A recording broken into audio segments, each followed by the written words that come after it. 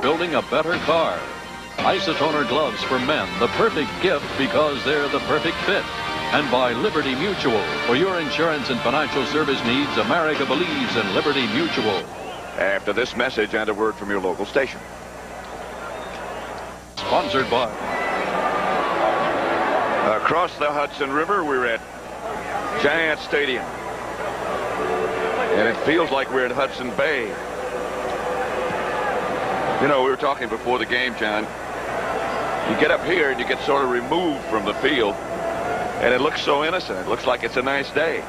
Yeah, you know, you see the pictures of the players down there, and it's clear. And although you can tell from the fans, you talk about the players that have to be tough. You know, getting out there and hitting and cracking and running and jumping and stuff. But the fans have to be pretty tough, too, to sit out. At least the players, they're on those heat warmers. These people here, they just have to sit there. They don't have anything to warm them. And the players can get up and run around. As they did. This is some of the highlights of the first half. Reggie White with a sack on Phil Simms. And the Eagles take advantage of that. That was the way that they started. Phil Simms had really a tough start early here. Again, he had that fumble. Then he throws this one right to Clyde Simmons, who makes a heck of a run. He was thinking a lateral net, but he ran it in. I think that one, I still think that it's tough for a quarterback to play with gloves on. Here's a Giant scoring play.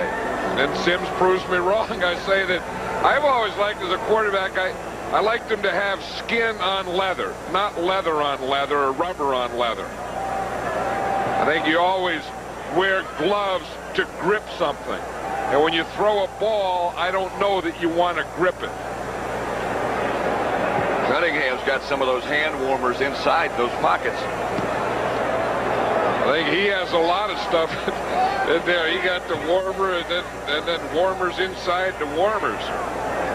They're the 4 Giant turnovers and the results. Eagle touchdown, Eagle field goal, and then they fumbled inside the 5 just at the end of the half. Yeah, that was a fumble that would have been, or could have been, 7 for the Giants. The other side, interception by Pepper Johnson of the Giants, and a fumble recovery by Pepper Johnson. And then the Giants came right back and threw an interception and fumbled, so they didn't get any good out of it. And that's really the story of the first half, is the pressure the Eagles have put on the Giants and the coming up with the turnovers. And then after they come up with the turnovers, you know, making them into scoring opportunities or scoring on the turnover. Again, in the event you might be just joining us, they're talking about the possibility, if the temperature keeps on like it is, with the wind chill factor being -10 by the time the game is over. Well, it's interesting here, Pat, that the Giants are taking the wind. So, and I think that was probably based on the fact that they're down by 10 points. So if the Giants are going to win this game, they're going to have to get it right here in the third quarter. They're making the Eagles kick off into the wind. They got to get the ball. The fourth quarter is going to be tough. And if they're going to make their move, they got to get started on it right here on this kickoff return. Meggett and Ingram back to return the kick. Standing all the way up at the 20-yard line. Ruzick.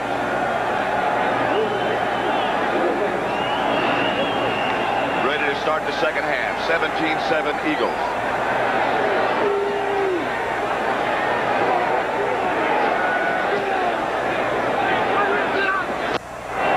Meggett at about the 18. Outside the 40 to about the 43. David Little made the stop, but a 25-yard return by Meggett. Yeah, that's the thing about this game. You get all the hype, you get all the hoopla, you get all excited, but you have to keep it. You know, you have to get it in the first half. Now you got to come out with that same excitement and do it right now in the third quarter. Then you have to do it in the fourth and at the end of the game. That thing has to keep going throughout the game on you. And as you pointed out, it's going to be difficult to do anything in the fourth quarter with the temperature dropping. and the wind just as strong. And that's not the way they wanted to start. William Roberts just jumped, so that's going to put the Giants 5 yards in the hole. 6 offense, 5 yards, no first down.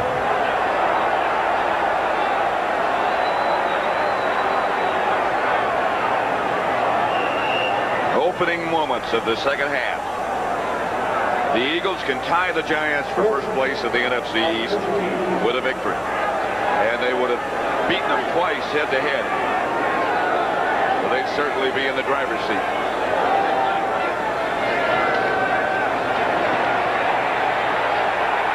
That's Ingram, and he's got it.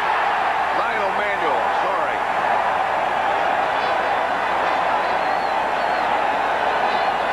A pickup of 39.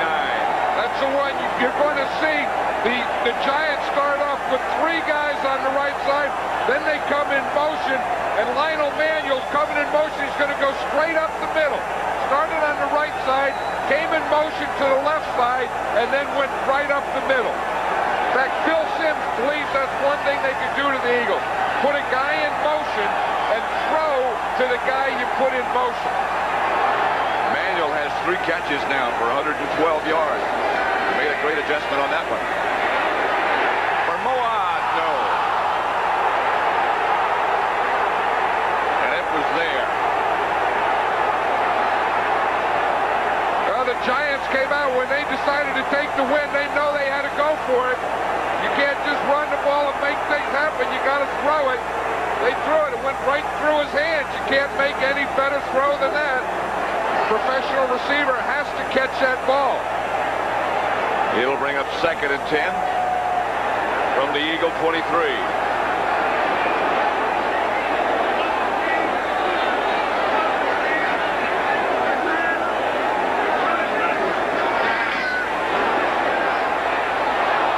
Ball knocked up in the air again. And a flag on the play. Lionel Manuel was downfield, and Isaiah Jenkins really hit him. Now, I don't know that that's what they're calling, because that was beyond 5 yards from the line of scrimmage. Manuel was the move man going downfield, and Jenkins unloaded on him. And that's the guy that I think Phil Simms was trying to throw to. And the Eagles are saying, I'm sure the ball was deflected. So once it's touched,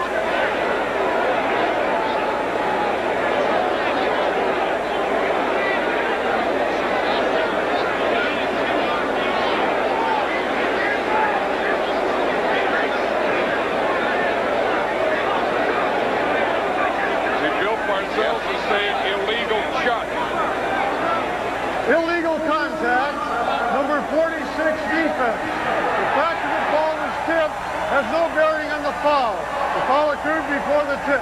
See, now it is a motion, guy. Now watch it right there. See, right there is where Isaiah Jenkins hit Lionel Manuel, and that was the guy that Simms was going to throw to. It was the same type of pattern. Started in motion, came across, and then he hit him. and he said, Gordon McCarter said the fact that the ball was tipped has no effect because the contact took place before the ball was touched. Reggie White is the man, by the way, who deflected the ball.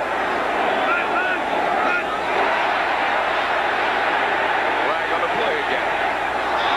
The pass is picked off by Eric Allen, but the Eagles were offside.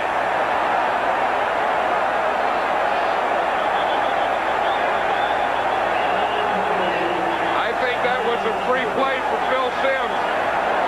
I'm surprised he just threw a flat. When you get a free one, you try and just throw it in the end zone. That could have been the play, though, that iced it for the Eagles. Eric Allen brought it back 86 yards. Number 99 defense. But Jerome Brown was offside. 5-yard penalty. Still, we beat first down. That's the second time Jerome Brown has been offside, plus he's had a head slap.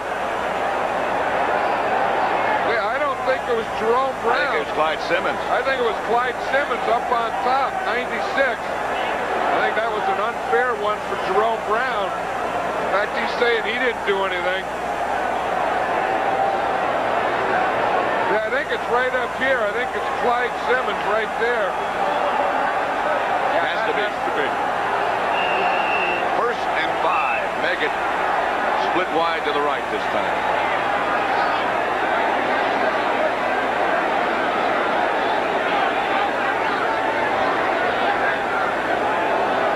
They had that marker. They had it up 6. They gave him 6 yards on the penalty.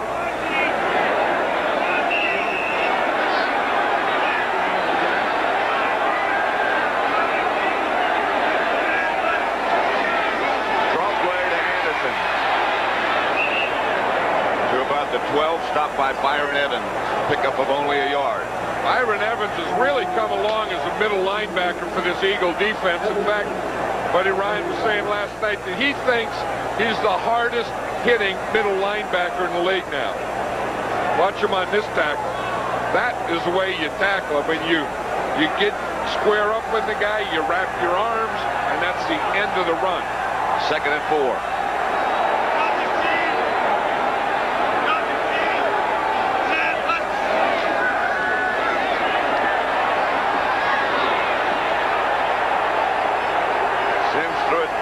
To the photographers. I don't know if Odessa Turner was supposed to come across the middle, but Odessa Turner pulled up Lane right in the middle of the end zone, right in the middle of his pattern. So Phil Simms had pretty good protection, but he looked down there and he didn't have anyone open, and Odessa Turner wasn't running the pattern anymore. Let's watch the pattern. Just let it run here. You'll see cross comes in motion. Odessa Turner is coming up from the top side. See him coming across? And he just stopped right there in the middle. I think the reason he stopped, it looked like a couple of guys hit him in there. I hope so. The way he's limping. 3rd down. Ingram goes in motion this time. And Simms is sacked. Wes Hopkins. 3rd sack of the day by the Eagles. Both these safeties of the Eagles, Wes Hopkins and Andre Waters, are both good tacklers and both good blitzers. You see him, he's coming as a secondary thing. He was covering Meggett. Hopkins wasn't really coming on a blitz. He was coming up to cover Dave Meggett. When Meggett blocked, that freed up Hopkins to tackle Simms. From 38 yards, it'll be Bjorn Nitmo. Hostetler holding. It's good.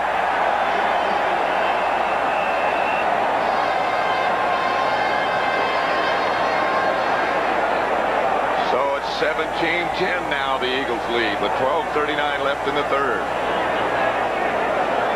Tampa Bay at Houston. We'll be in Denver with the Giants against the Broncos. Also late Phoenix at the Raiders. It all begins at 12:30 Eastern Time with the NFL Today. Bjorn Nitmo set to kick it off for the Giants. Mark Higgs back deep for the Eagles. He'll take it at the 5.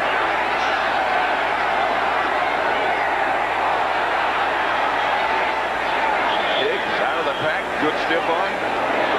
Nitmo in on the tackle. Well, you know, all that talk about bounties and stuff, Nitmo said, he said, that doesn't scare me. He said, I'm just going to go in there and go against them and stick my head in there. And when I heard that, I was wondering, where are you going to stick your head? Maybe this is it. He just stuck his shoulder in there, got the legs behind him. That was a pretty good little jolt from a guy named Nitmo.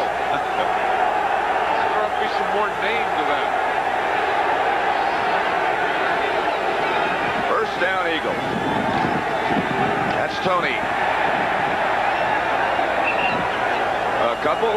For an update, let's go quickly back to New York and Brent Musburger. And Pat, let me quickly give you the story on the 49ers. Joe Montana out, Steve Young in. The Super Bowl hero gets free for the deep pass, and the Niners have the lead right now over Atlanta, 13-10. Let's go back to Pat and John. Here at Giant Stadium, it's 17-10. With 12 minutes left to play in the third quarter. Eagles lead it by a touchdown. Lawrence Taylor there playing on a broken ankle. I think the thing that he can get out there and play, but he just can't make that extra push, you know. And he's been there, but he really hasn't been a big part of this game. That's Tony again. Picked up 3. It'll bring up 3rd and 5. Stopped by Carl Banks. I think the Giants, you know, had decided that they were going to go for it and have to win it in the third quarter. They got 3 points on that drive. Now the defense has to stop them here. You have to stop them, get the ball back, because you have 11 minutes back, and you'd like to get like 3 or 4 possessions in this quarter.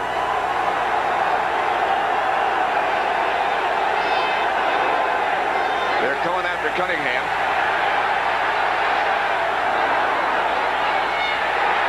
The ball bounced off one Eagle and came up in the hands of Keith Jackson.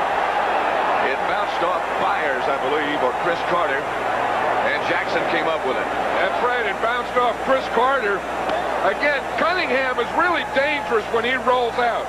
He's throwing to Carter, and it hit Carter in the coverage at the same time. That was Sheldon White there. And it came off Sheldon White and Carter, and Keith Jackson was there. And they come up with a 33-yard gain as a result. And I'll tell you, in this situation, going into the win, that's a big, big play. Jackson has 5 catches now for 99 yards. Cunningham fakes to Tony. Gets it outside to Byers. Stays on his feet. And Byers is still rambling.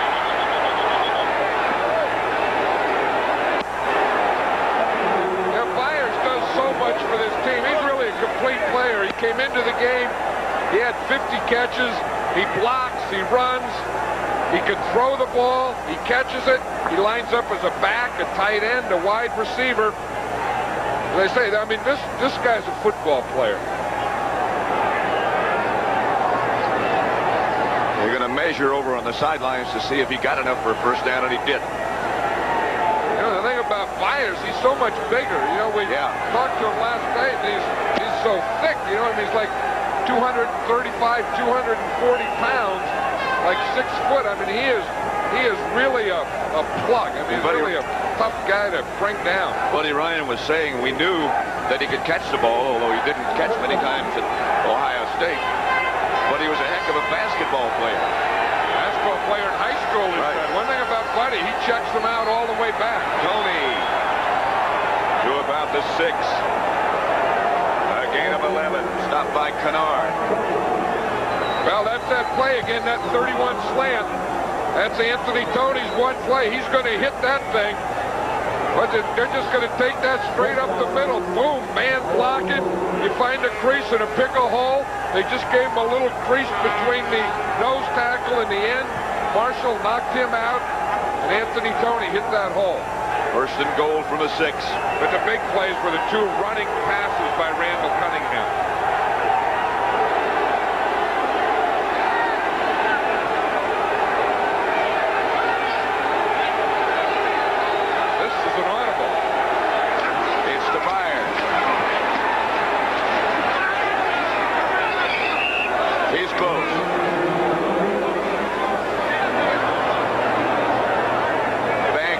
Brought him down. You see that? This was an audible, and Cunningham saw something. He had Byers at the fullback instead of Tony, so Byers got to run the play that Tony usually runs. I guess that ball didn't break the plane of the goal line. Boy, you see, the one thing you got to do is you got to protect it, and you're twisted. He reached out with his right hand, but the ball was in his left. He was about a foot short. Byers again. Tony signal touchdown, but none of the officials have as yet. No, they didn't. This isn't a touchdown. The officials say it's not a touchdown. Good penetration there by Marshall, and you can see that that ball doesn't get across the plane. Good Giant goal line defense. A lot of bodies. Yeah, this is what football's all about down here. Leonard Marshall does a good job of penetration and getting in there low, and Tony can't break the plane with the ball. Third and goal.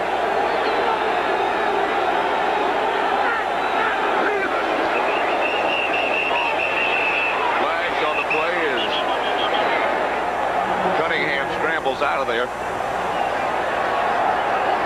That's not a bad time to take a penalty in the Giants because you can anticipate the count.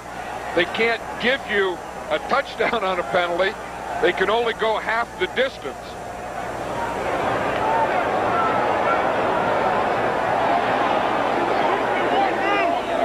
Again, did the Giants jump offside or did Eagles' movement make them jump offside?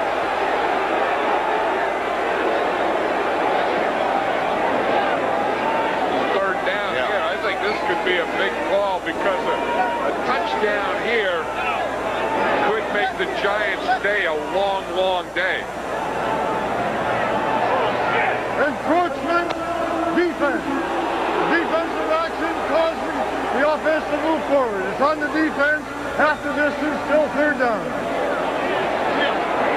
What they're saying is that it started off with encroachment, that the Giants moved, and that made the Eagles move.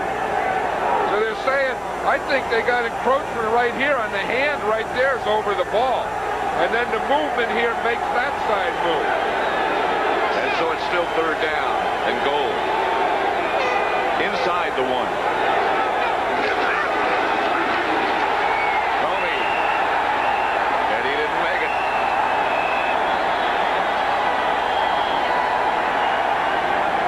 What does Buddy Ryan do now? This is a tough one. You've had 3 shots down there and you don't make it.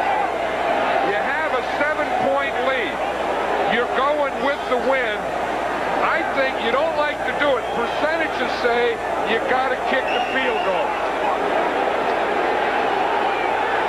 Buddy Ryan is not the type. You're going against the win. That this is a plus. He's going to take it. I'll bet you somehow Randall Cunningham has to end up keeping the ball. They only need about a foot.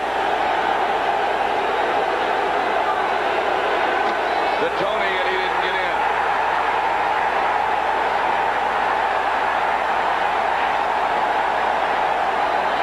He didn't make it.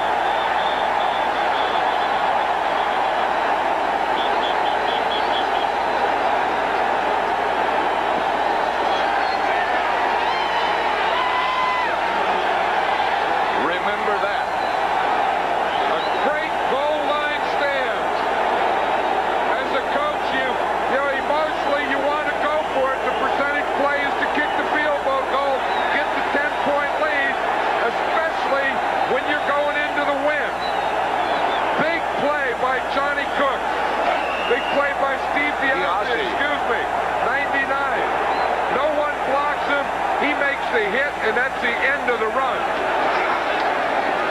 Anderson just barely gets out of the end zone. Stopped by Mike Golick.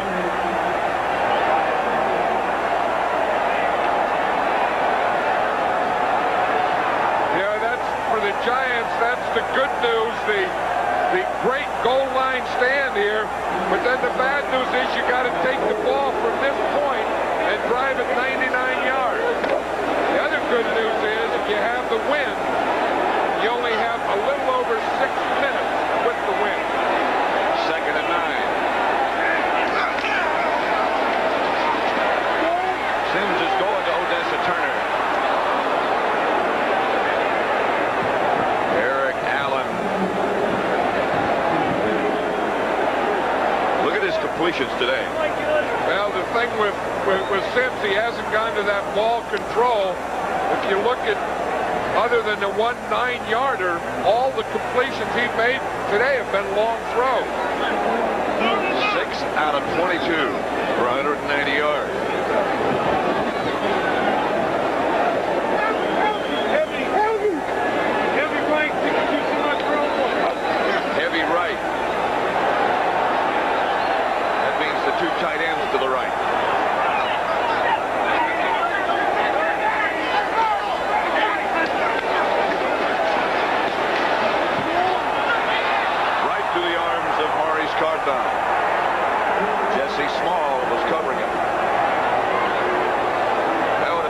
catch. Well, they had the great goal line stand, and then the Eagles defense came in there and made their own stand.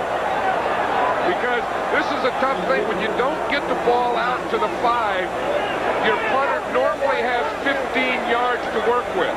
Now he only has 10. Distance between the line of scrimmage and the punter. Henry Williams standing out of midfield. Eagles were offside.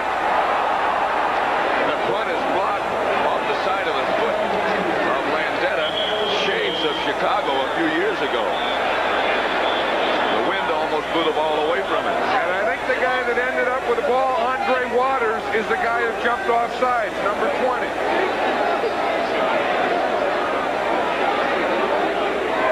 It will not give him a first down, but it will give Landeta some more room. Watch, right there's Waters there. I think he's the guy that jumps. He jumps offside. Now watch him. Now the snap was a little high, but again, Landeta only had 10 yards. 20 on the defense. 5-yard penalty. Repeat fourth down. So now he has a little bit more room. Well, now he can get back in his full 15. The snap bounces back to him, and now he gets off a good kick. And then runs away from Williams. And out of bounds at the 22-yard line. 60-yard punt by Landeta. 6 minutes left, third quarter. The Eagles lead by a touchdown.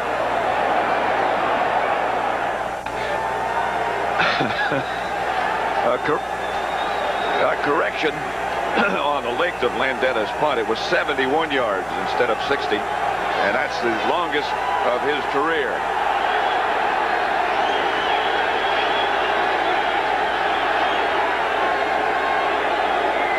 First and 10 Eagles. Here's Cunningham, flag on the play. He's coming out. Penalty marker down. Johnny Cooks made the stop. Well, Johnny Cooks is in there for Lawrence Taylor now. I think Taylor tried valiantly, did as much as he could, and probably doesn't have any more gas in that tank. Against the Eagles. You see the football there, Patrick, right to spot the football. The football started to blow away. Well, the wind's 35 miles an hour, they say. And it continues to get colder and colder. They got 2 balls out there. You wonder if they ever get confused. Number 78. Movement before the snap. Ball start, 5 yards, still first down. Matt Darwin. 11 penalties against the Eagles. Yeah, it's interesting. The Eagle defensive linemen aren't going bare arm, but the Eagle offensive linemen are bare arm. Reggie White said, we tried it once. He said, that's crazy. When you look at all those Eagle offensive linemen, they don't have any shirts on underneath their jersey. First and 15.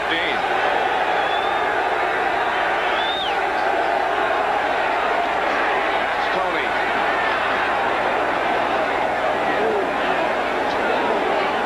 Carl Banks on the stop. Another NFL update. And let's send you back again to Brent Musburger. Well, Pat, Steve Young making all the difference in the world for the 49ers. He is 10 of 10. He's thrown for a touchdown. Now he goes up over the top. Joe Montana out with those injured ribs. Niners up by 10. Back to Pat and John. Back at Giant Stadium, 5.5 minutes left, third quarter. Second and 7. Not a lot of movement over there. Now they're on those heated benches. Yeah, with good reason.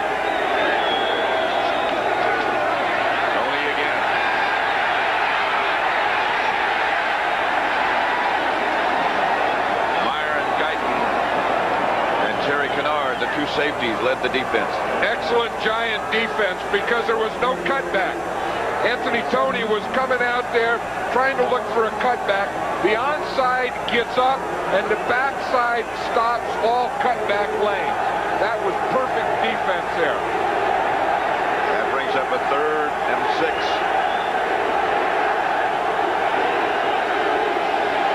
This is the area where Cunningham, when he's going against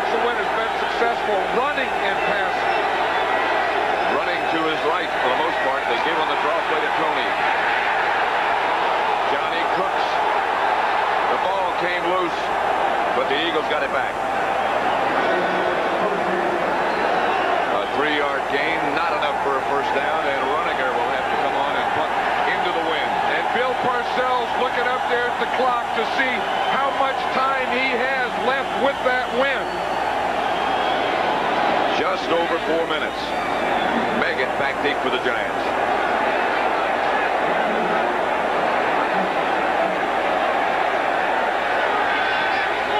Low, poor kick. It gets caught up in the wind, and the Giants will have it just about at midfield.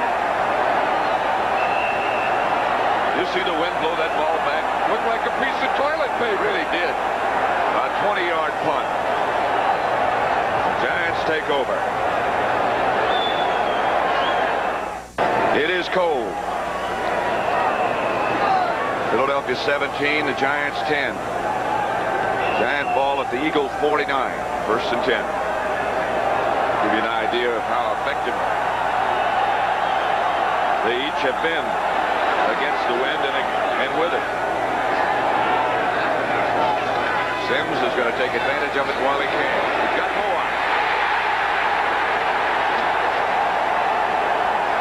Byron Evans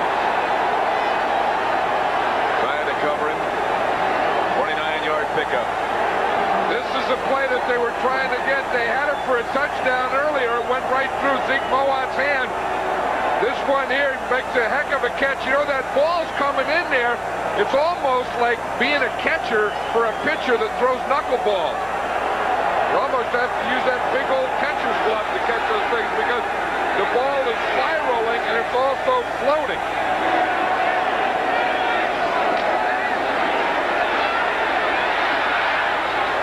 Sims out of the end zone. Clyde Simmons breathing down his back. Going maximum protection. He only has 2 guys out there. He only has 2 men on the receiving end. So if they're covered, he just had to throw it away. I mean, the Giants are going a lot of 2 tight ends with Zeke Moat and Howard Cross in there, and having one of them, Howard Cross, stay in as an extra protector. This time they got the 2 tight ends on the same side.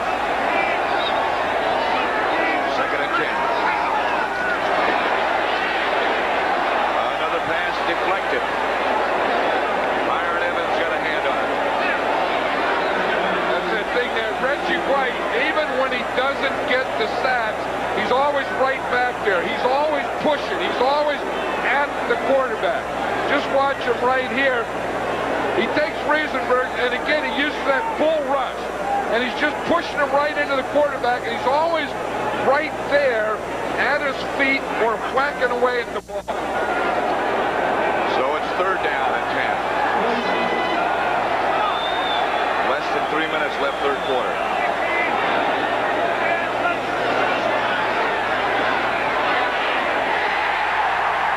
Ingram to the 5.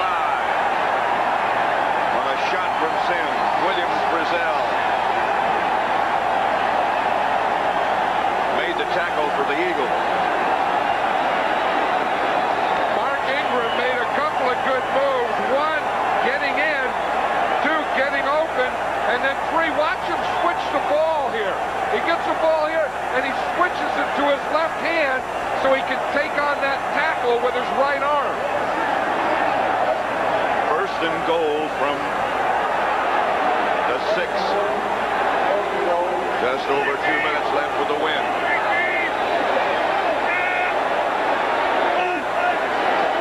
The snap goes over Sims' head.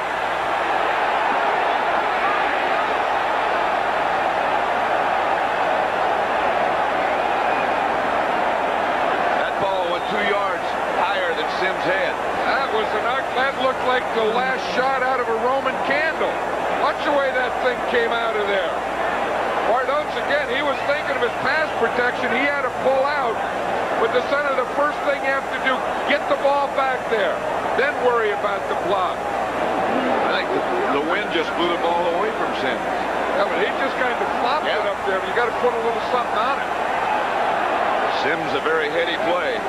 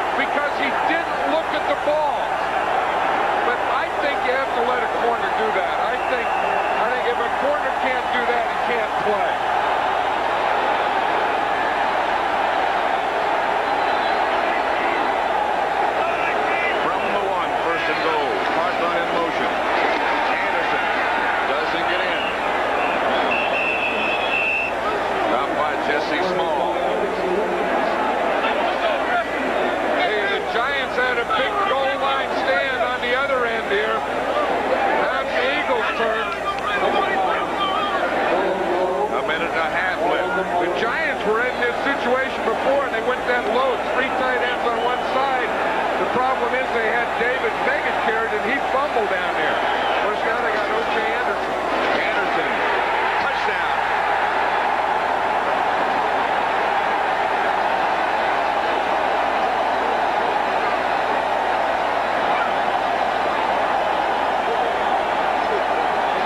He's hurt.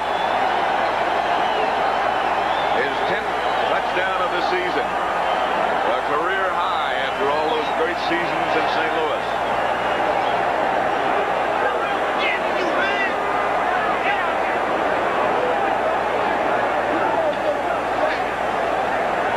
See what happens here on a goal line play, the runner can either go up or go down.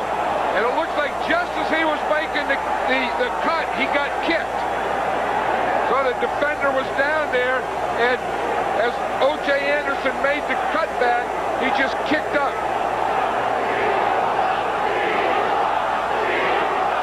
Watch him right down here. Good blocking. He gets the ball in, but before he crossed the plane, he got kicked.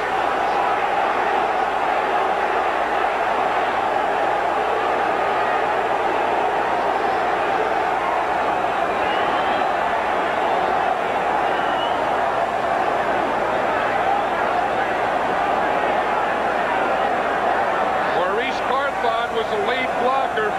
That ball almost went through O.J. You see the kick right there.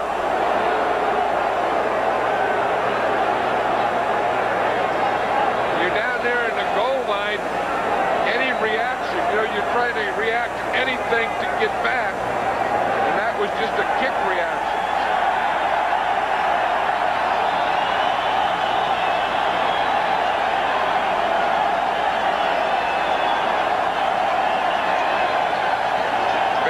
By O.J.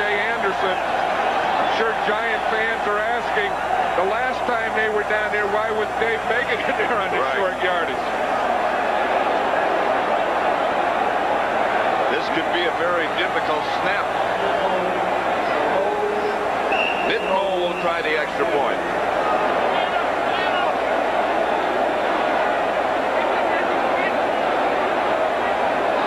Frank Winters is the man who does the snapping. It was low, but Hostetler got it. And the extra point is good. And we have a tie at 17 with 1:21 left to play in the third quarter.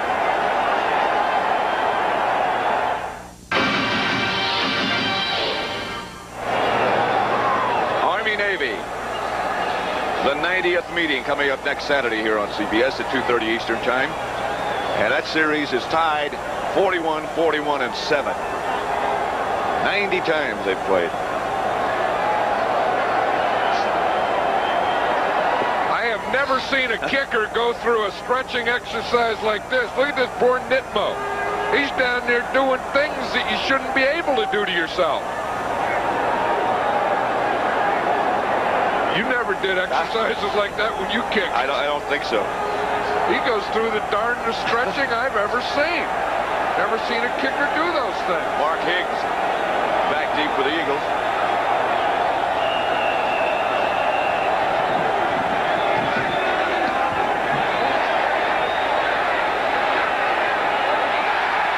Ball bounced away from him. He's going to bring it out of the end zone.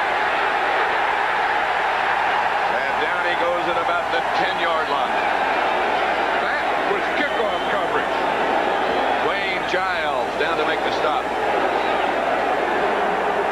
Summarize the scoring has taken place in this 17-17 tie. Eagles got 2 defensive touchdowns. Sims hit Ingram against the wind. Brusick a 35-yard field goal against the wind. Nitmo's with the wind. And the run by Anderson that just tied it at 17. 1:11 left to play in the third quarter. Fumble. Cunningham got it back.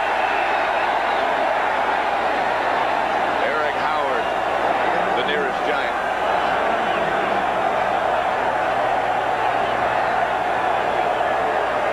That's this here. He just never got it up there. The ball, it looked like Cunningham wasn't expecting the ball to be snapped at that time. I don't know. The Giants aren't using a timeout here. The Eagles are taking their time. They want to run as they can. They do have to run at least one more. 2nd and 9.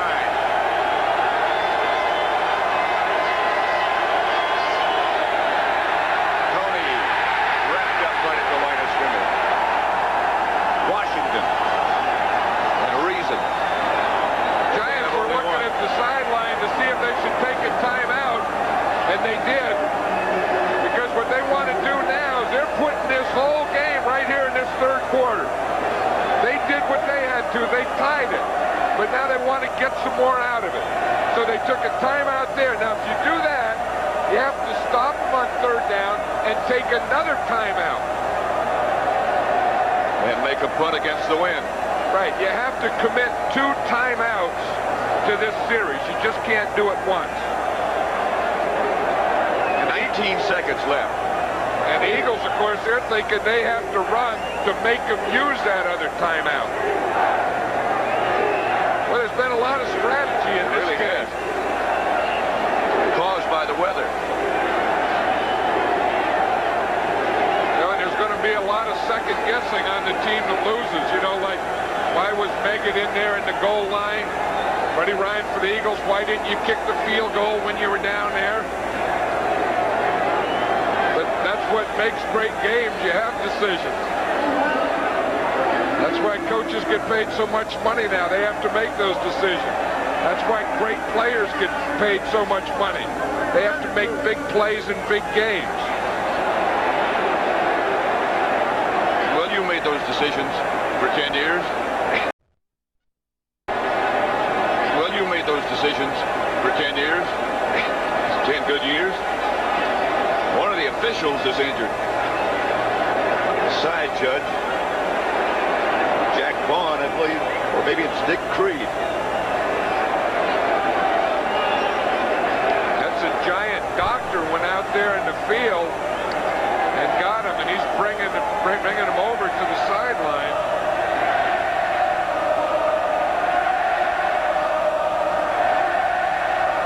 Of course, there is no extra official in a regular season game, so what the officials do is they just rotate and then cover the game with one less official.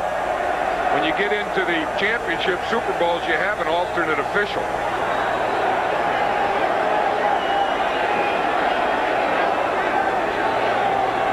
So 19 seconds remain, 3rd quarter. 17-17 the score. Eagles 3rd and 8 from their own 12-yard line. They're still looking at an injured official. Well, I believe it's Jack Vaughn.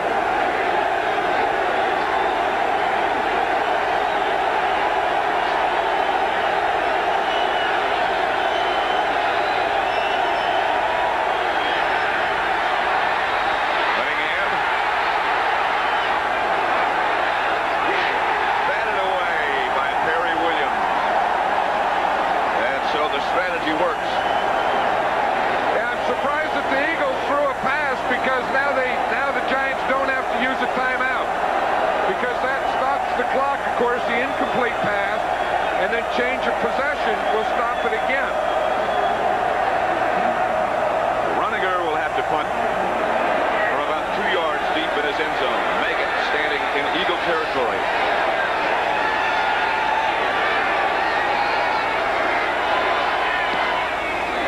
Not bad.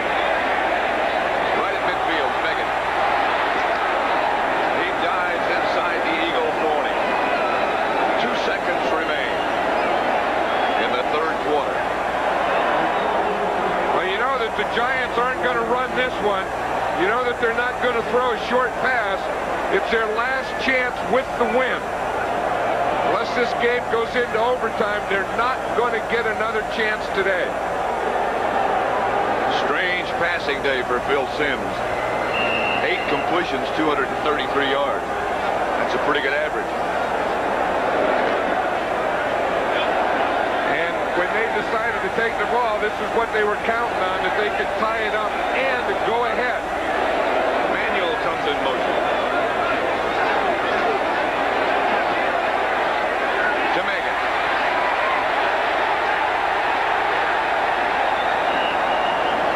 About the 32-yard line, brought down by Al Harris. A gain of 7. That's the end of the third quarter. With the score, the Eagles 17, the Giants 17. We now pause for a word from your local station.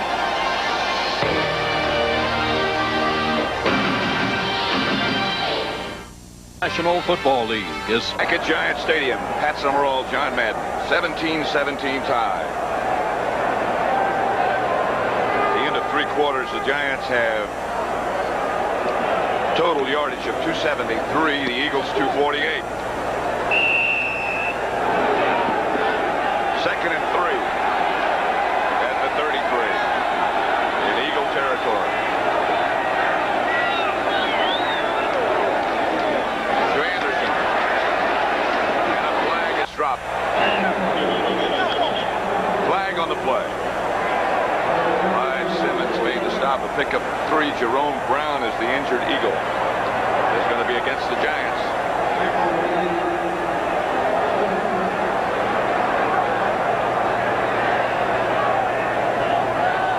Probably going to be called for tripping. Brown had a shoulder problem already. And then he also had a knee problem. In fact, Jerome Brown. Number 76 offense. 10-yard penalty. Repeat, second down. Jerome Brown didn't practice all week. John Elliott is number 76, right there in the middle. See what he does? He just rolls up. In fact, that was Brown he got. That's where they just stick their head down and then just roll up their feet. That was on Jumbo Elliott. The officials caught him, and the guy that he got is Jerome Brown. Who is the man who's down? That was the type of blocking that the teams around the league complained for years that the 49ers use. That type of thing where they come down and they leg whip and that type of thing. Let's again for an NFL update. Go back to New York. Brent Musburger. Well, Pat, tough defensive game down in Tampa between the Packers and the Bucks, but watch this effort on the draw by Sylvester Stamps. He's got the touchdown, 21 yards, 12 minutes to go in that game now, and it's 13-7 Bucks. Let's go back to Pat. 14:54 to go in this one. Brown is still down. We'll see what happens is Elliott comes in here, and he's going to throw his head in here, Jerome Brown, and then bring his feet around and leg whip him and hit him right there. Watch this move here. See, he just fires his head in front. See, and then rolls and then whips with his legs. That's called leg whipping in football terminology. Officials call it tripping. And it's a 10-yard penalty. Second and 13. Cincinnati over Cleveland.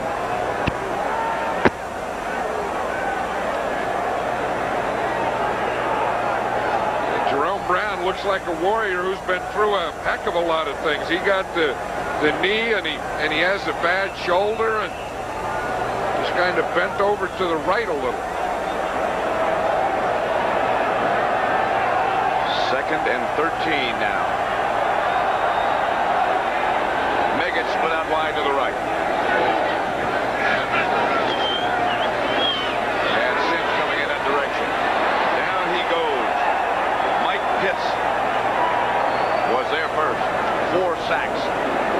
Well, Sims started out on a sprint out to the right, and then when he comes to set up, he sees Mike Pitts just take the hole. Now he sees him coming. Watch him. He's sprinting here to the right. Now he's setting up to throw. He's looking downfield, but then he sees Pitts 74 coming right at him. He says, "The heck with this." 3rd and 22. That brings up. All the way now back at the 42-yard line, 48-yard line, beg your pardon. Yeah, with that penalty and that sack, yeah, gone backwards after getting into the wind. From the spread, Sims is coming out. Overthrows Odessa Turner. Very nearly went over the line of scrimmage. Yeah, that's going to put him in a punting situation anyway. Phil Sims probably could have run the ball, but he couldn't have gotten anywhere near the first down.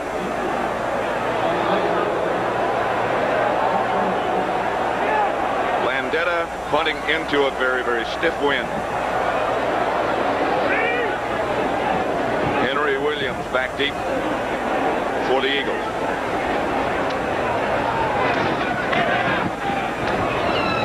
The ball just hangs up there, signaled for a fair catch. You can't make it. Bounces off one of the Giants.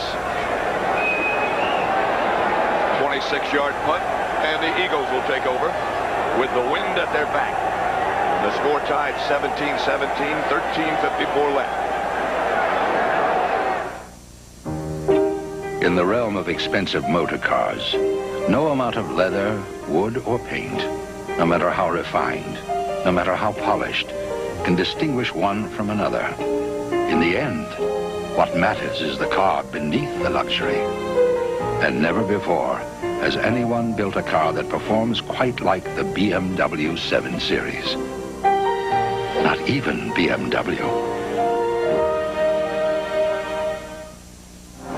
Want to tap into real draft beer taste? Then tap into cold filtered. Never. Levi's 505 jeans, the zipper fly jeans with a traditional Levi's fit. Lawrence Taylor started the game, but he has sat out the entire second half. He just couldn't get it done.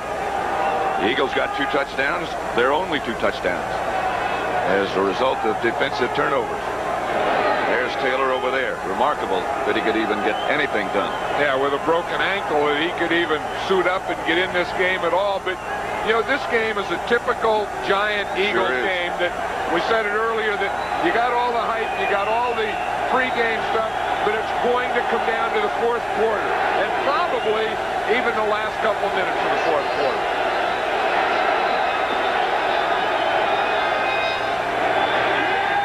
Cunningham to Myers, incomplete.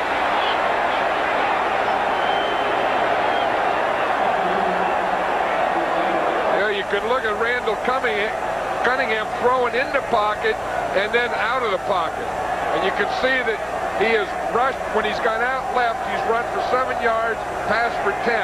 Out right, that's where he's done his damage today. He's thrown 3 for 3 for 85 yards. The Giants wanted to keep him from going out right, but he's been able to do it and complete every pass. Heath Sherman is now one of the Eagle running backs. And a flag on the play. Pepper Johnson made the stop. He picked up 3. Looks like it's going to be holding.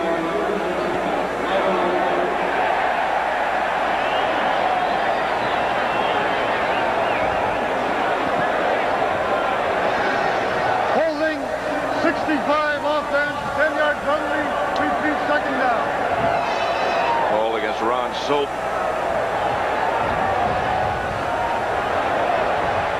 You see Ron Salt, he's the right guard. He's coming down.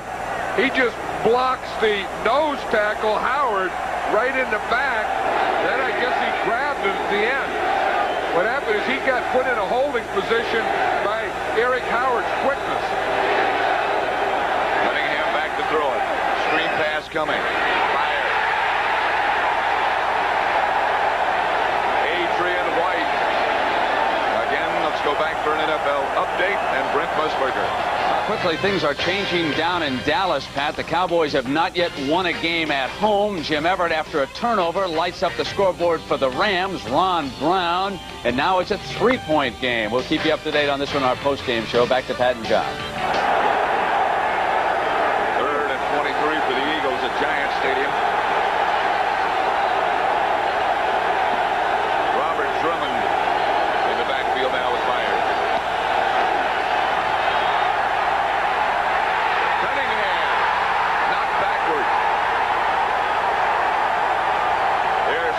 Safety the Giant players are, but it's on the 1. Eric Howard, a loss of 10 yards. I'll tell you, both of these team defenses have come up with big plays when they had to today.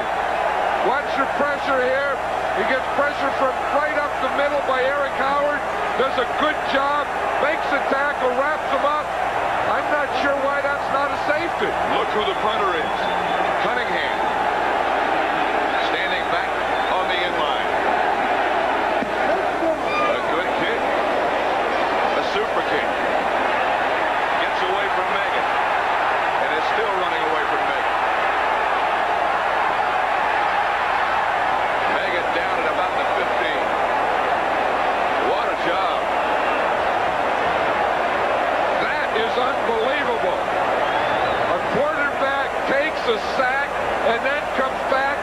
kicks the ball 91 yards. Howard here, he's going to put the pressure on Cunningham. Now, it looked like it could have been a safety, but if you look right here, he really does take him into the end zone. You see, Cunningham is there on the 2 when he's hit. Right now, he's hit there in the 2. See, so his progress is stopped right there, and he goes backwards. So the ball was on the 2. So now, because he didn't have the 10 yards, Cunningham gets back and does the punting. This ball, had Meggett not picked it up, would have been a 100-yard punt. 91 as it was, an Eagle record. Flag on the play. Sims. This is Moore.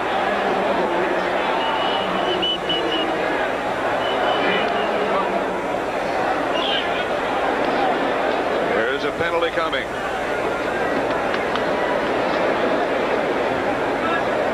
Illegal formation offense.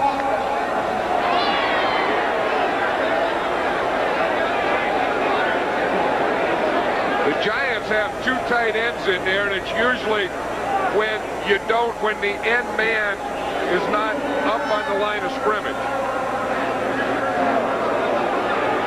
And that makes a tackle eligible. That's usually what an illegal formation gets you. Final score, the 49ers continue to roll. Both New Orleans and the Rams are losing at the moment.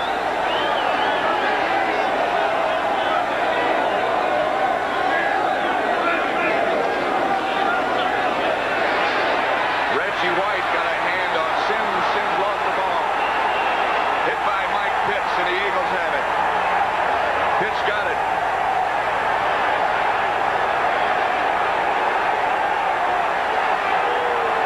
Reggie White just ran right over Doug Riesenberg.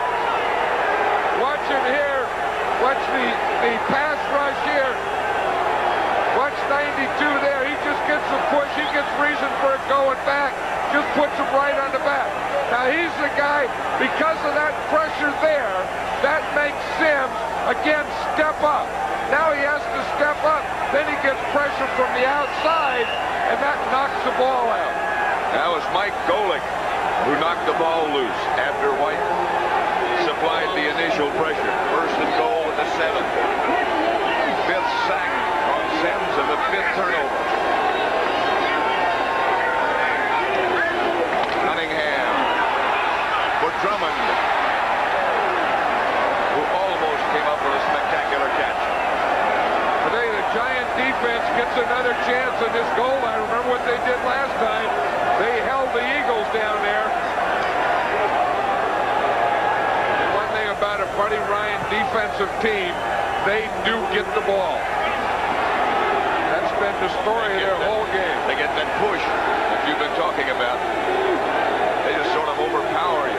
Raise havoc. To Myers. Myers to about the 2.5. Terry Kennard to stop, to pick up a 5. You're a good defense now. Gets down there and gets in the huddle and says, now we got them where we want them. They can't throw deep. They can't run any fancy plays. They just have to come right at us. This is football. Giants have done it once before. They have to believe that they can do it again, not let the Eagles in. 3rd and goal at the 2. I still think Cunningham has to handle the ball himself. And he probably will, John. Myers is the back, and he gives to Myers. Touchdown.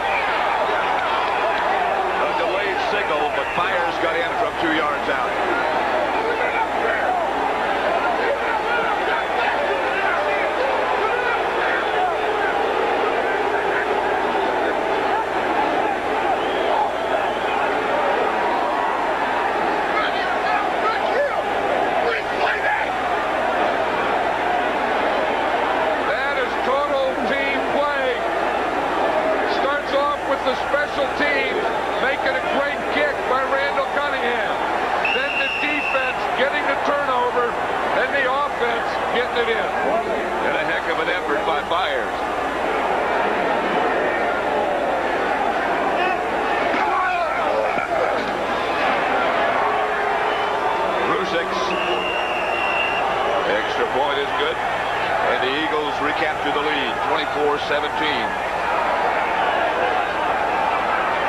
That pretty well tells you the story of this contest, the turnovers and the results.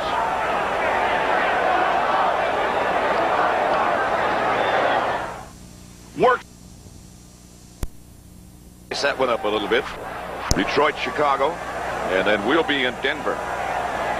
Both that Dallas-Philadelphia game and the Giants at Denver could have a big effect on the outcome of the NFC East. I think the team that wins today is really going to be in the driver's seat to win the division.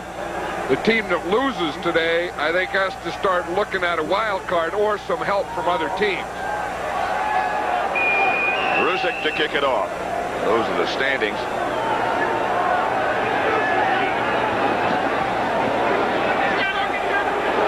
It's going to be Ingram at the 1.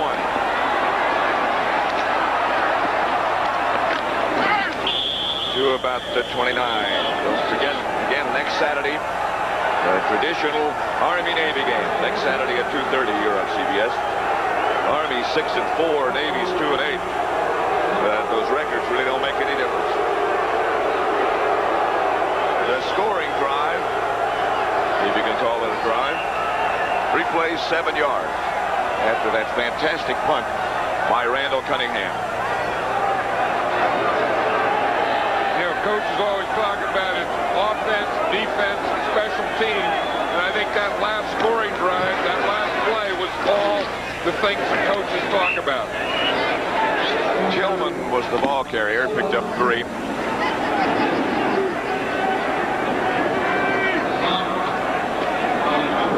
The Eagle defense just comes in, and you just look at what they've done. They just start with that big 4-man line. They just start putting that pressure, and they keep it on you all day. Again, it's Tillman. Not much doing.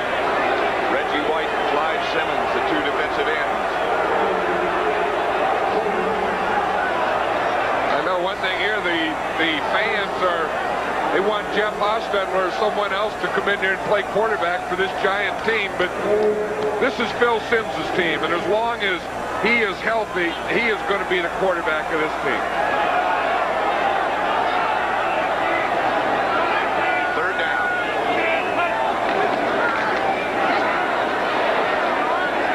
They got it to Megan and got the 1st down. Harry Hogue stopped it. See the way he threw that? He looked like he shot-putted it. You know, that's the thing, maybe in the wind, you don't want to get the ball up there high. You want to keep it low so that the wind can't affect it. But watch how he keeps that low. The wind still affects it. It still looks like, woo, you know, coming in like that. But he threw it low into the wind. 1st down, Giants. They're at their own 45. The Eagles up 24-17. Tillman still is the lone setback.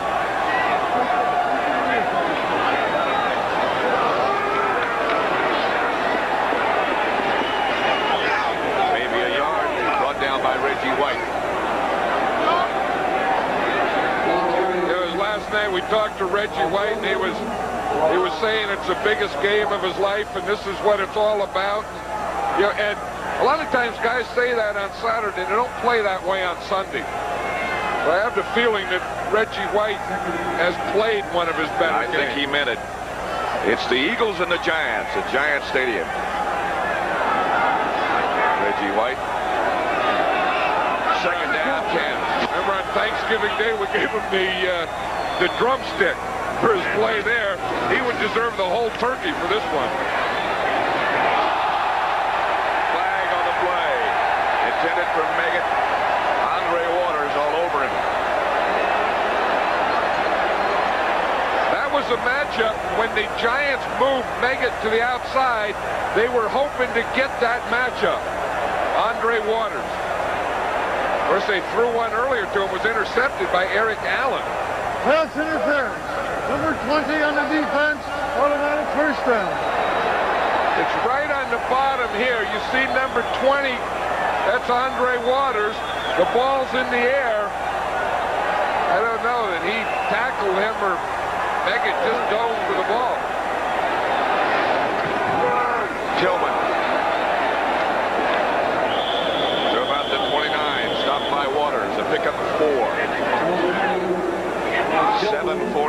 left to play. You know, the Eagles, their defense has just been the turnover thing. I mean, they just keep going after you, getting the turnovers. Because if it weren't for the turnovers, the Giants have been pretty successful. Oh, yeah. Bill Sims has made some big passes, just not enough of them. But the turnovers is the thing that's gotten them. Second down and 7. Tillman hit right at the line of scrimmage. No gain. Hit by Mike Pitts, who's had an outstanding game. He's another guy that is playing well for this Eagle defense. You know, you get Clyde Simmons on the outside. He was a defensive MVP voted by the players. Reggie White on the other side. You get big Jerome Brown and Mike Pitts in the middle. I'll tell you, it's tough to find some holes in there. 3rd and 7.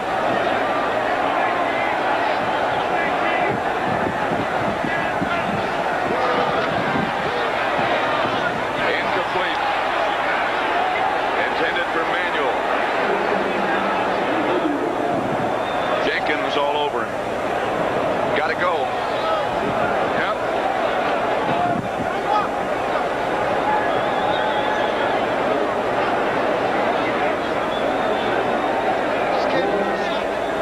Then I'm sure they'll go with their 4 wide receivers. That's exactly right. And Meggett in the backfield.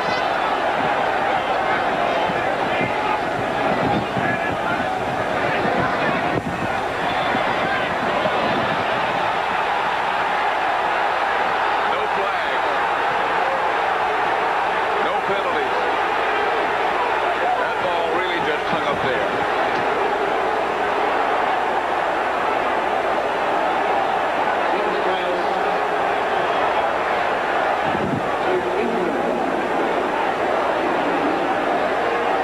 Mark Ingram is number 82, right in the middle, working again against Isaiah Jenkins. He said that he was fouled with, I don't know, maybe the right hand was on him as the ball was in the air. See the way that ball was fluttering. I don't think anybody could have caught it, no. First down, Eagles. At their own 30, with 6.5 minutes left to play. They're up by a touchdown. Fire.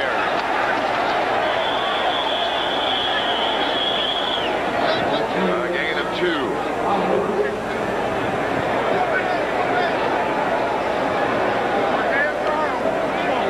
One thing you look at this stuff blowing through the stadium, you realize what these guys have had to perform under or perform with, and you just look at this end zone, and that's the end zone that Randall Cunningham punted that ball out of, or punted it into 91 yards. Then they got the turnover, then they got the touchdown when the score was tied 17-17. That was a great sequence of team play. 2nd and 8. Meyer. Nothing there. Johnny Cooks hit him after a gain of 1. The coordinating producer of the NFL on CBS is Charles H. Milton III. This game produced by Bob Stinner, directed by Sandy Grossman, and the executive producer of CBS Sports, Ted Shaker. 3rd down and long. 7.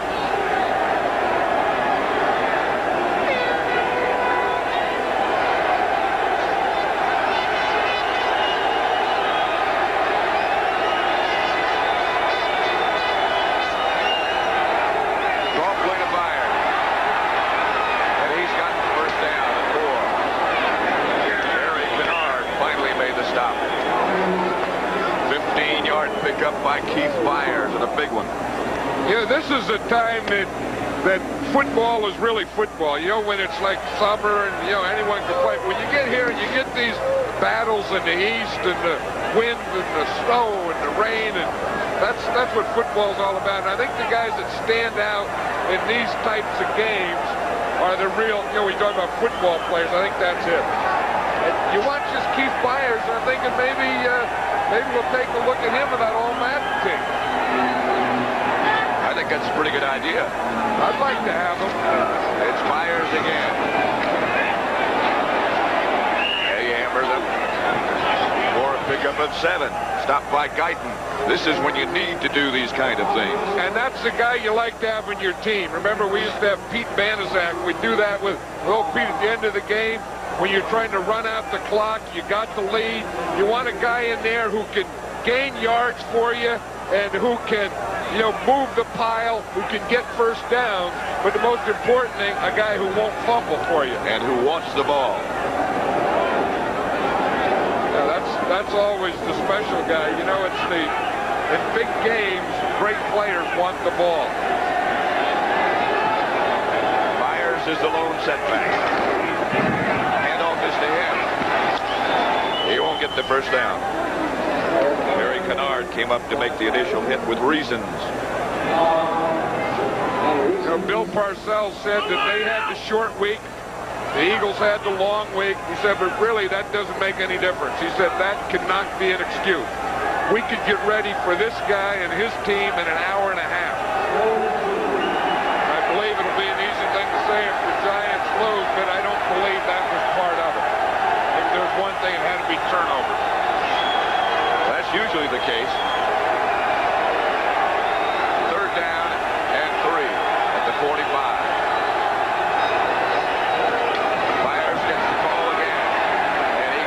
Down with that back roll. He needed 3, he got 4.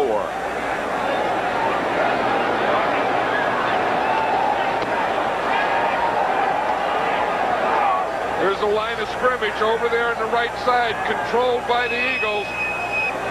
Saw Ron Heller get movement there. Ron Salt get a little movement. The Fire's getting right in behind it.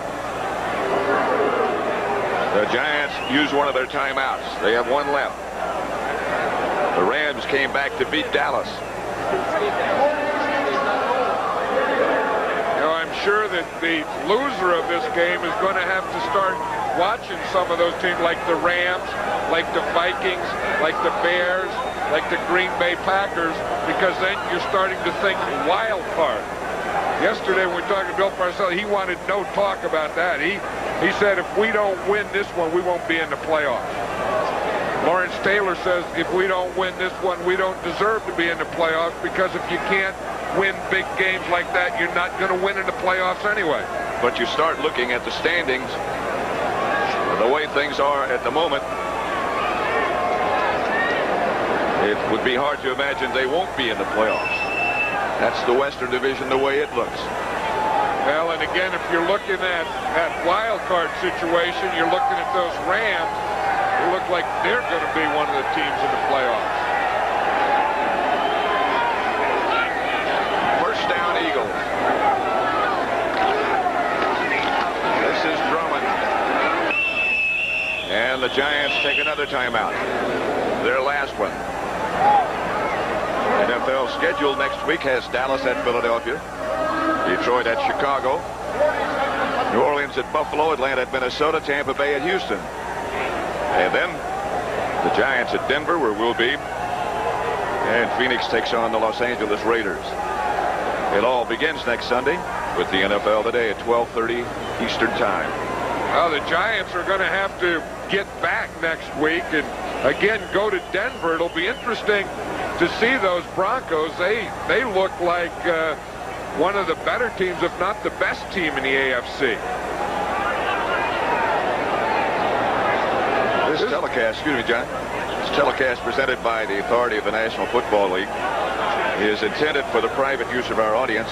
Any rebroadcast or other use of this telecast without the express written consent of the New York Giants and the National Football League is prohibited.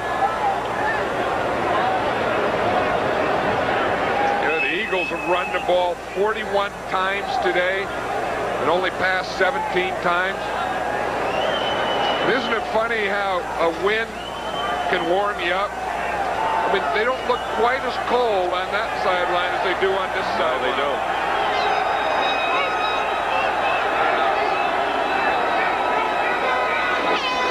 Cunningham keeps the ball. He's cut down as a flag on the play. Eric Howard made the stop on Cunningham, but a penalty marker down.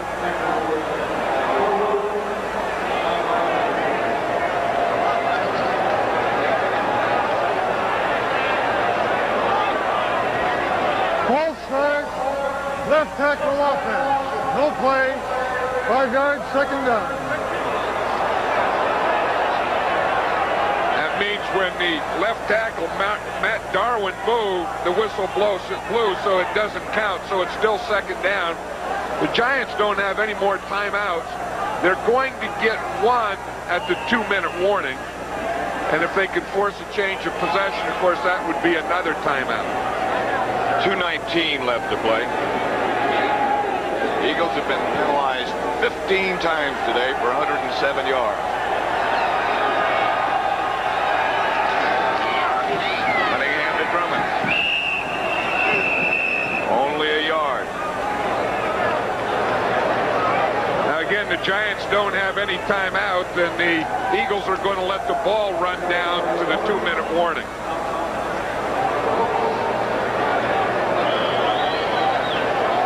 Two minutes remaining, and the Eagles up 24-17.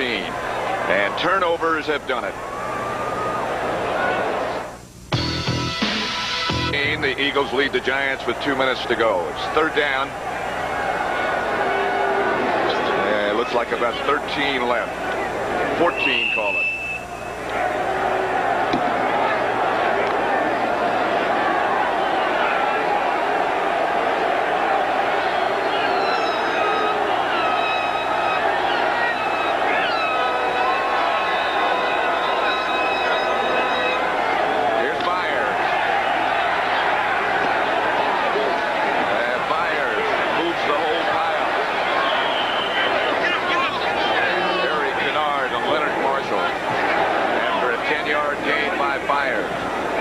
Looked like he moved half the stadium. Yeah.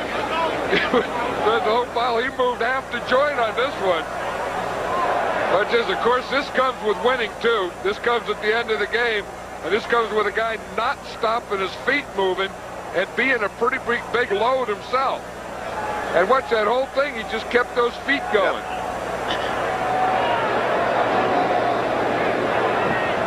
There's another big one. Packers tied with Minnesota. Vikings play tonight.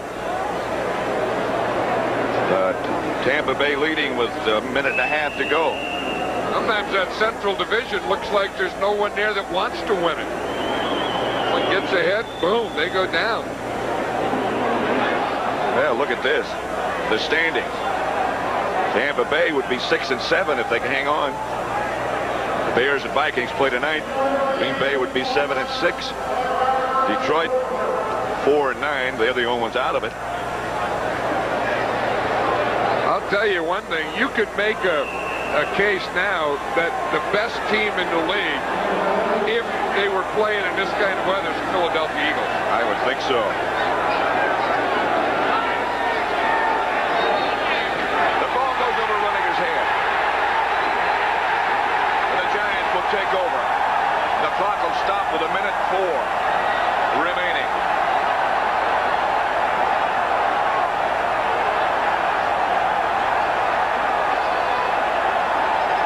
Giants have no timeouts. But again, with 1:04, that is plenty of time. Time will not be a problem.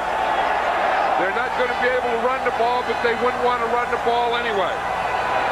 They're going to have to throw it, but again, that decision was made at halftime. They're going to have to throw it into the wind. They go with a full wide receiver set up and make it in the backfield.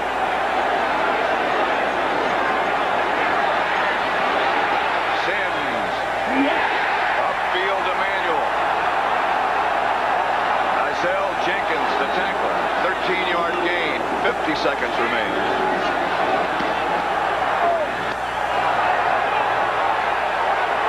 Sims just has to dump it in the direction of Megan. You see that? One of those rolls of toilet paper came with that screen stuff, and it got around Sims's leg.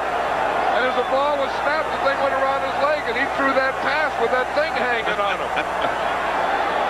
The wind's not tough enough, I guess. Oh. 43 seconds left to play.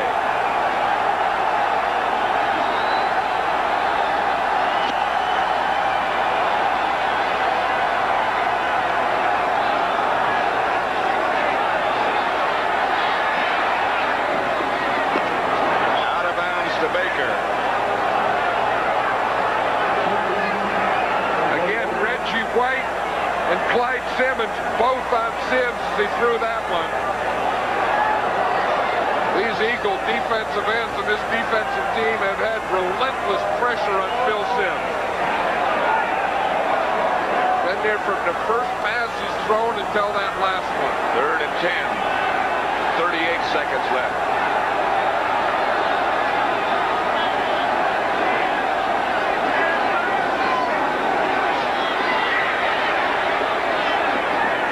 Incomplete.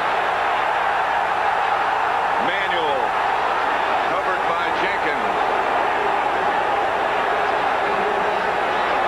This is the pressure that corners are under all the time. They're living out there on that thing. It looks like Isaiah Jenkins gets his hands around Manuel before the ball gets there. They've called some of those tight today, and that one they didn't. One more down. This is 4th coming. 33 seconds left.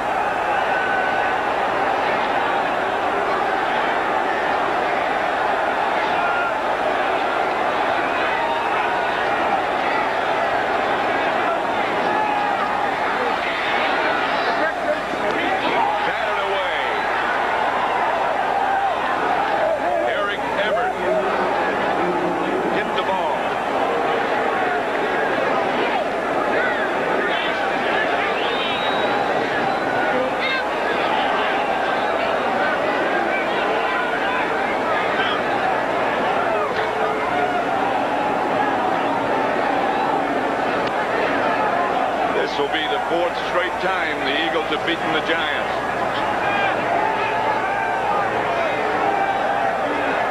Tonight on CBS begins with 60 Minutes.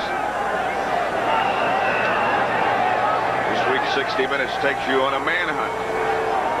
Following 60 Minutes, Murder, she wrote, in the CBS Sunday movie, No Place Like Home. That's all tonight here on CBS.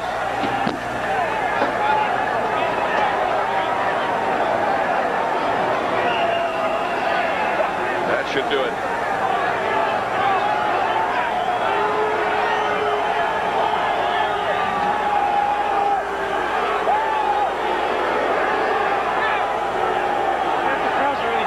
A tough, cold day.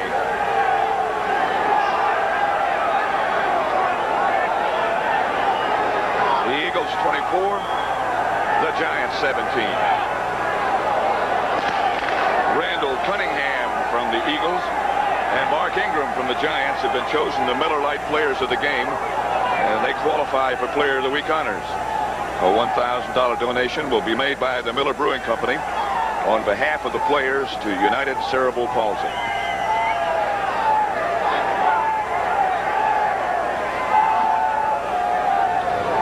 The final score, the Eagles 24, the Giants 17. Stay tuned for the NFL Today post-game show. Brendan Erb will have all the scores and highlights. You've been watching CBS Sports coverage of the National Football League.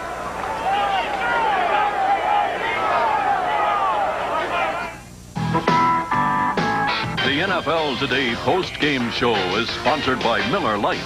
America's favorite light beer brings you the Miller Lite All-Star Super Bowl game. Well, welcome those of you who watched that Eagle-Giant game. We've got drama down in Tampa Bay.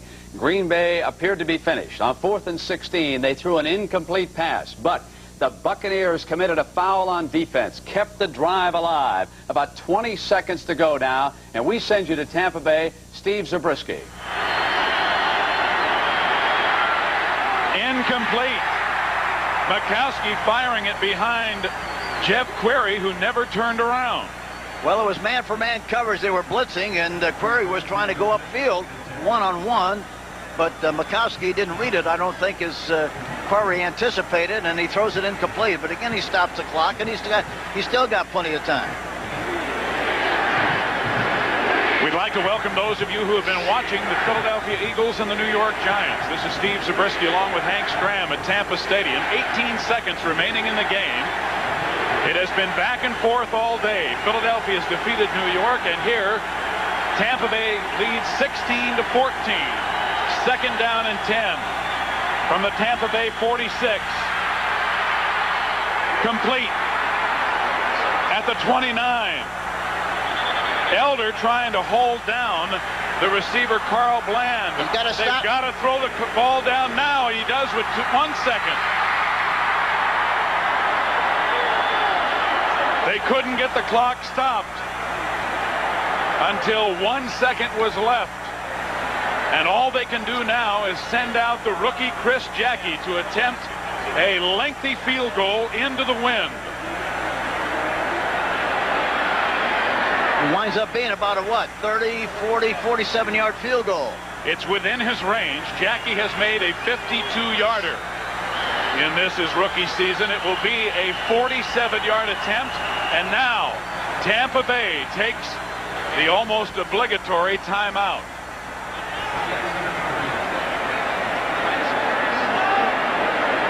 These two teams this year, prior to today, have played 24 games between them.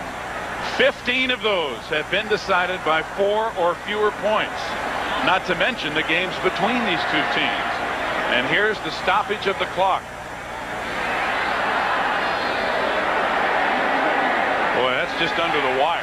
Well, he was smart enough to know exactly that they didn't have much time left. Had he gone back in the pocket and taken any more time to drop the ball down on the ground, time would have expired.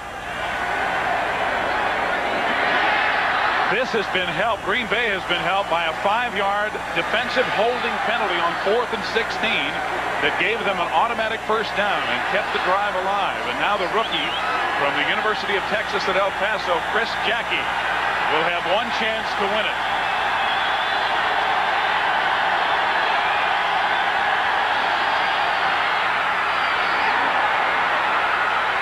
It's good!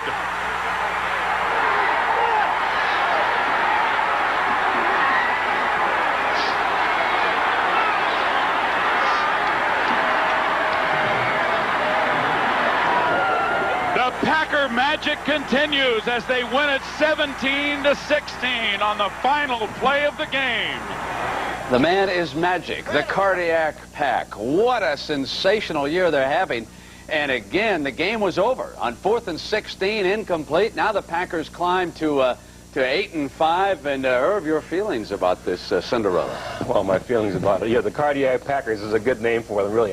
They played exceptional football in the 4th quarter of all their games this year, and of course, winning that game on the final second with the field goal is tremendous. You know, a point I want to make, the fans watching it who follow football realize how tough it is to stop the clock with about 4 seconds to go. Don Majkowski calmly got the lineup and kill right now. He knew exactly what to do.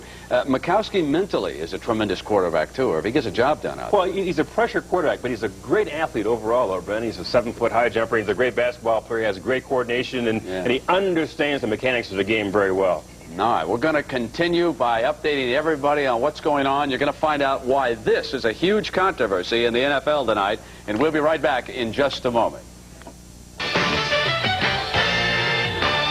All right, technically, as you know, the Eagles and the Giants are tied for first, but the Eagles have the lead in the division because they swept the Giants. That's the first tiebreaker in determining a division title. So the Eagles in first place in the NFC East. The one you just watched, the Green Bay Packers, with a chance to be in first all alone, depending on what the Bears and the Minnesota Vikings do tonight. Cincinnati came up with a tremendous performance in Cleveland today. 21-0 was the final there. Houston with a Lorenzo White touchdown with 20 seconds to go, and the Oilers pull it out on the Steelers 23-16. San Francisco and Atlanta, Steve Young replaces Joe Montana out with injured ribs, and the 49ers pull that one out. The Rams, and we're going to get into that game momentarily, 35-31, a victory over Dallas. Detroit, and again, the Lions come through in the Silverdome, 21-14. The Saints below 500. They've just about packed it in, haven't they? Kansas City over Miami. A lot of folks like the Chiefs big today, and they came through for them, 26-21. New England and Indianapolis, and Stevens ran it in. Great run with time running out to pull this one out for the Patriots. Now, games that are underway.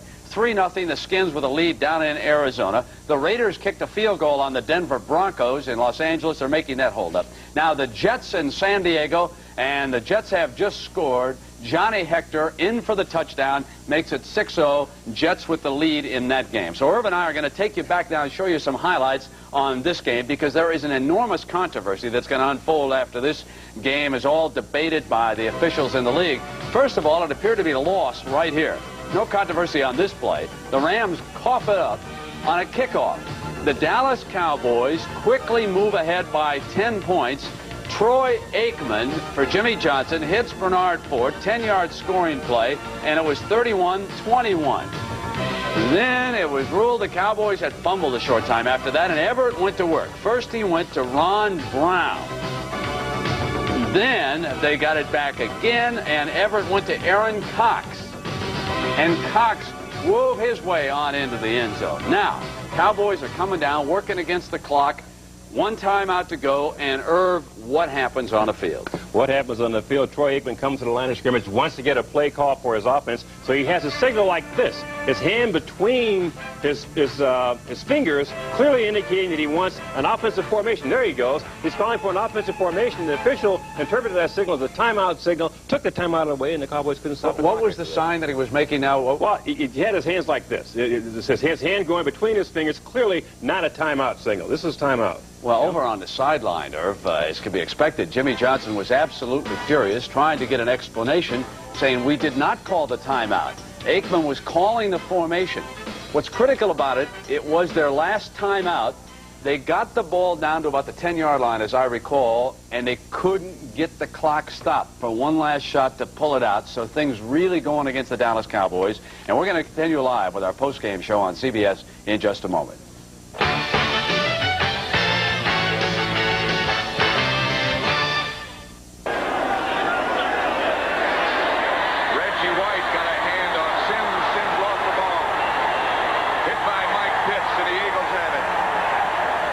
The Eagles had it a lot today. Their turnovers led to all 24 points. The defense was stellar, and they get the big 24-17 win over the Giants at the Meadowlands to complete the season sweep. Hello, everybody. Ron Burke here at our Channel 10 studios. Welcome to our Eagles wrap-up show. Standing by live at the Meadowlands was Al Meltzer, but I understand we have lost that signal. But I'll tell you what, the Eagles got a stellar performance from their defense. This is a defense that Buddy Ryan says can take them to the Super Bowl. And we'll take this break and come back and talk more about the Eagles' win that puts them in charge of the NFC East. Stay with us. Eagles wrap-up is sponsored in... Ron Burke back with the Eagles wrap-up. We're still trying to get Al Meltzer live from the Meadowlands. First, though, let's take a look at how the Eagles knocked off the Giants today to move into possession of first place in the NFC East. It was cold, windy, winds about 25 miles an hour, and the Eagles' defense was on top of its game. The turnover here, Frizzell picks up the fumble, laterals to Waters, who scores the game's first touchdown. The Eagles, behind the defense, lead it 7-0. Defense wasn't done, though. Phil Simms picked off right in the hands, right in the stomach, in fact, of Clyde Simmons. He takes this baby 60 yards. The touchdown makes it 14-0. The Giants in a hole.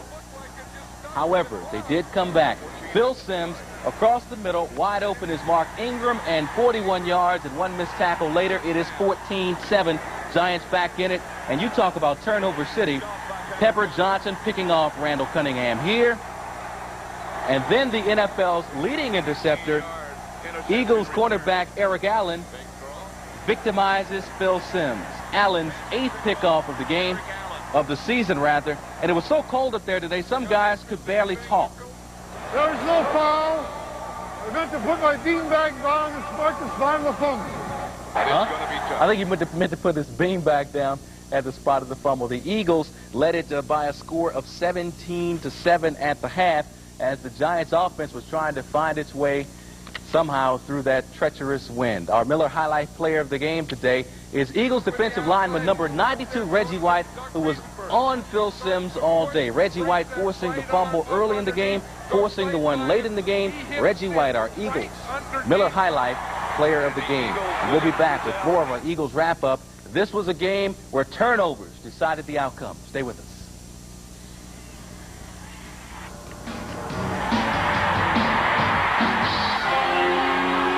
You know, so the Eagles get a late touchdown, knock off the Giants 24-17, and shortly after today's big win, Buddy Ryan talked to the press. The weather was even, football weather. Everything you want. It was a good, hard-fought game. The only thing it didn't do is go into overtime, which for a while there I thought it was going to happen. Randall kicked the ball so well, and we end up with a turnover and end up winning the game. But our offense bailed us out in Washington. I thought our defense bailed us out today. So, you know, we got to keep finding ways to win. Maybe we finally scored on defense, which is unbelievable. But was Randall's punt a call from the bench? Was he the guy you wanted to punt? No, he just stays in when he wants to. What the hell? You know what? Jesus Christ. What kind of a damn question You don't is that? expect a 91-yard punt, but I do. 91-yard punt, that's fantastic. I do. It's the guys kicking with a win, just like we had him quit kick. That's the reason. That's a feel with it. You know, I used to tell our people and our offensive coaches in Chicago that they had a hell of a play for them. It averaged 40 yards usually every time. That's a punt. Randall kicked one for 90 or something. Buddy, can you explain why you didn't think about kicking the field goal? Well, I'm a dumbass, I guess, because I thought we'd score. If we didn't, they had poor field position. I thought the defense would score. You know, get a safety and get a 9-point turnaround. That was my thinking, and then as it went on, it looked terrible, like a terrible decision. But, you know, that's what I made it for, thinking, well, if we don't, I think we can get it in. If we don't get it in, they're down there. Our defense will score. We'll get after them and try to get a safety and then get a 9-point turnaround. But the way it worked out, it looked like, a poor decision. But I'd make it again probably in the same situation. Buddy Ryan commenting on today's Eagles win. I understand we do have Al Meltzer live now from the Meadowlands. Al, you're standing by with Eagles receiver Chris Carter. How you doing? I'm doing fine. I guess Chris is and the team is because they won the biggest game of the year. And although the team was in the playoffs last year, this might still be the biggest game for you and for Buddy Ryan, considering the significance of this one. Yeah, it's the biggest question. No question about it. It's the biggest win since we've been here. Even since Buddy's been here 1 year longer than myself. It was a big win. We needed it. We were on the road, had a lot of things going against us, but we came up with it. Well, when you figure the defense gives you 14 points in the first period with a chance to bury them, because you get one more score, and I think the game will be over then. But the Giants keep hanging in. Well, yeah, they have a tough team. They have a lot of good personnel. The defense is very good. The defense did help out our offense today. But the same way it was in Washington, which Buddy had mentioned earlier in the locker room, that the offense helped out the defense then. And so vice versa this time. What happened on that goal line?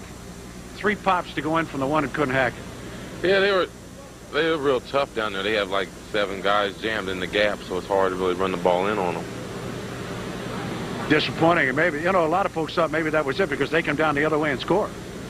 Well, people always point out the negatives. That's all we're out doing is trying to score more points than they do. And we were able to do that today. We're just thankful. And the feeling is now that this team can go as far as it wants to go with 3 more games. And not only thinking division, you're thinking maybe even the best record or certainly second best record in the NFC. Well, right now we want to win the next division game against Dallas. We play them at home.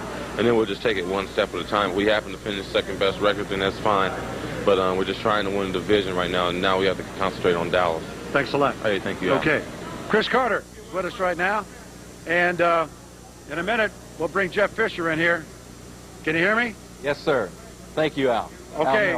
Al Meltzer, live from the Meadowlands. We'll be back with a look at the NFL scoreboard. Stay with us. Eagles score all 24 of their points off Giants turnovers. The defense again aggressive this week. And standing by live at the Meadowlands, Al is talking to the man who is responsible for putting this defensive unit together and having those guys go out there and play ferocious, Jeff Fisher. Al? Jeff, the defense played about as good as it can play football. They gave the offense more than enough opportunities to win the football game.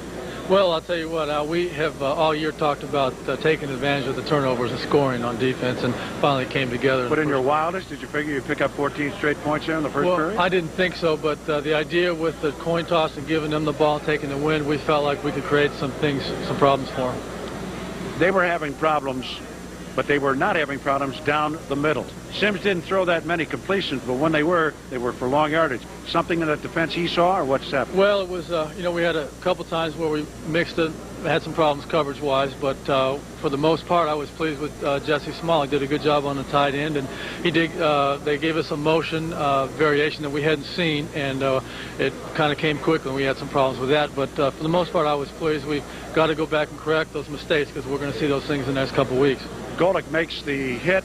Pitts makes the recovery on that key fumble. Yeah, it was a big play, and we made big plays throughout the game. I think Andre's hit down there inside the 10-yard line was a big play, and then of course the 2 scores. And disappointed that Eric his score didn't count because of the offsides play. But for the most part, the guys played hard. They took advantage of the weather, and we're pleased with them. In the last 6 games, the defense has been just about as good as they can be for you. Well, I'll tell you what they've done. They've come together, obviously. We've been fortunate without the injuries and things. So, you know, when you put those kind of situations together where you got the same group playing together and they're maturing, then, you know, they're going to solidify things, and that was what they've done. Is anyone hurt? I saw a few guys limping off the field, but as you come out of the locker room, onto the bus, anybody hurt? Well, we have to take a closer look at Jerome Brown's knee. I know that's going to be a problem. Fortunately, the week of rest for Seth Joyner is going to allow him to get back next week, but for the most part, fortunately, we're healthy. Except for 99. Except for 99. And you're looking ahead to Dallas? You got to be looking ahead to Dallas. Everyone's looking ahead to Dallas. I'll tell you, Dallas played the Rams awful well today. They almost beat them. The Rams came back the last couple minutes and beat them. So they're a pretty good football team. We thought they were going into it, and we won't have any trouble getting up for this one, though. That's what I was going to ask you, Jeff. What are you going to tell your guys all week long about the Dallas game? Well, we're going to put bounties out on all the players and things like that. No, we're going to have them ready to play. That's a good quarterback, and it's a good passing game. And, you know, they've spent some time together now. They've had 10 days to look at us, so they'll be ready to play, and it's going to be a good test for us. Some say it works the other way. That here's a team that was out of it with practically nothing going for them, and they're going to come into Veterans Stadium probably about 18 feet off the turf. I think we'll see the improvement as to their play this week against the Rams. I know they play better against the Rams, so you know, we'll take a good close look at them, and it may come down to the end like they all do, but we'll find a way to get it done. Well, since you're the defensive coach and not the special teams coach, you can tell me now, because, you know, who's going to know except you and me, did you really have a bounty on Zendeja? Of course not. We play hard, we play physical, we go after everybody, but there's no such thing as a bounty out. You know that. Okay, I just wanted to ask you for the record. There it is, for the record. I rest my case, or whatever. All right, the Eagles get the win. Al Meltzer reporting live from the Meadowlands. The Eagles now 9-4. So are the Giants. The Eagles, however, by virtue of having beaten the Giants twice this season, are in control in the NFC East. If they finish with the same record, the Eagles win the division. Let's take a look around the rest of the NFL, beginning with the Dallas Cowboys, who did play the Rams tight today. Cowboys in town next week. They lose that game late, but they put 31 points on the board, which is 31 more than they scored against the Eagles. Detroit defeats New Orleans, whom the Eagles still have to play as the Saints just fall farther down the ladder. Green Bay, with the last-second field goal from Chris Jackie from 47 yards out, defeats Tampa Bay. The Packers now 8-5 and challenging Minnesota for superiority in the NFC Central. San Francisco has Joe Montana go down with the rib problem. Steve Young comes in, and all he does is account for 2 second-half touchdowns, and they win by 13 over Atlanta.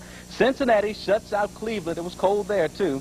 Houston gets a Lorenzo White touchdown to defeat Pittsburgh. John Stevens with the winning touchdown for New England. Kansas City at home defeats the Dolphins. Washington leads Phoenix 3-0 in the first.